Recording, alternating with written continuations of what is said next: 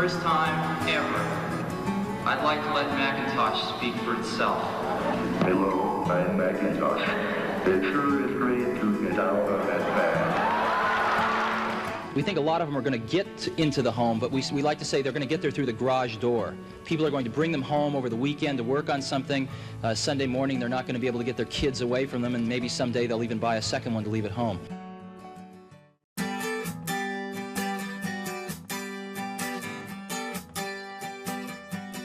The strangest thing about Apple is it hasn't had a good consumer product. Here's one of the best consumer brands in the world, and they haven't had a compelling product under $2,000. And the one we introduced today, the iMac, is incredibly sweet.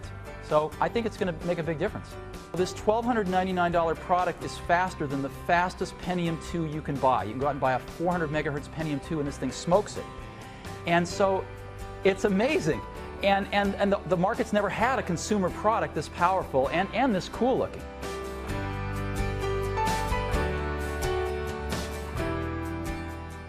What is iPod? iPod is an MP3 music player, has CD quality music, and it plays all of the popular open formats of digital music. But the biggest thing about iPod is it holds 1,000 songs. Now this is a quantum leap because for most people, it's their entire music library. This is huge. The coolest thing about iPod is that your entire music library fits in your pocket.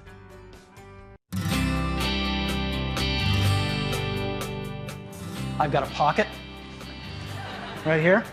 Now this pocket's been the one that your iPod's gone in, traditionally.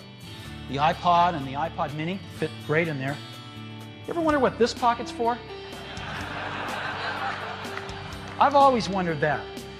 Well, now we know, because this is the new iPod mini.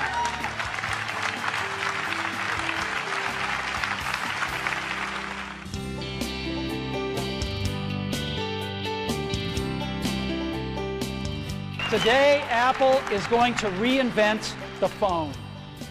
An iPod, a phone, and an internet communicator.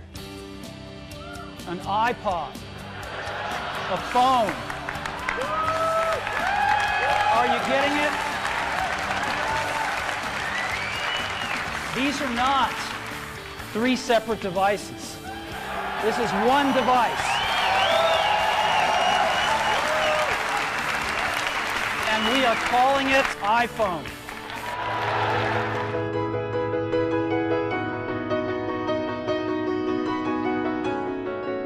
And the question has arisen lately, is there room for a third category of device in the middle? Something that's between a laptop and a smartphone. And of course, we've pondered this question for years as well. The bar's pretty high. In order to really create a new category of devices, those devices are going to have to be far better at doing some key tasks. And we call it the iPad. And what this device does is extraordinary. You can browse the web with it. It is the best browsing experience you've ever had. It's phenomenal to see a whole web page right in front of you, and you can manipulate with your fingers. It's unbelievably great. Way better than a laptop. Way better than a smartphone.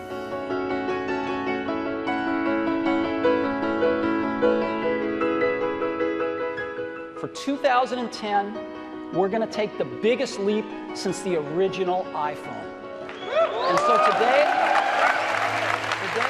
we're introducing iPhone 4, the fourth generation iPhone. Stop me if you've already seen this. Believe me, you ain't seen it. You've got to see this thing in person. It is one of the most beautiful designs you've ever seen. Hey, Johnny.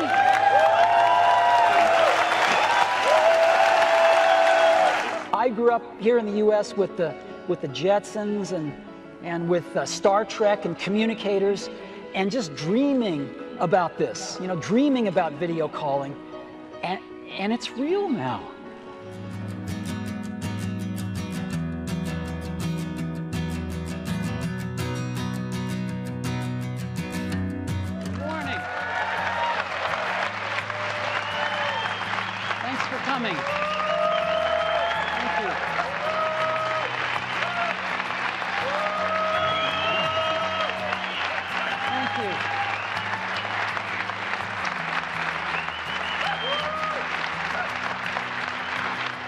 We're going to introduce today iPad 2, the second generation iPad.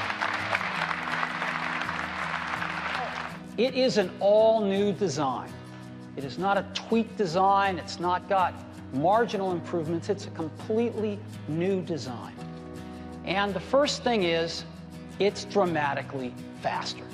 One of the most startling things about the iPad 2 is it is dramatically thinner. Not a little bit thinner, a third thinner.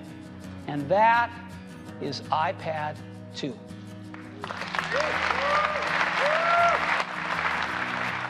As always, I'd also like to thank everyone's families, because they support us and let us do what we love to do.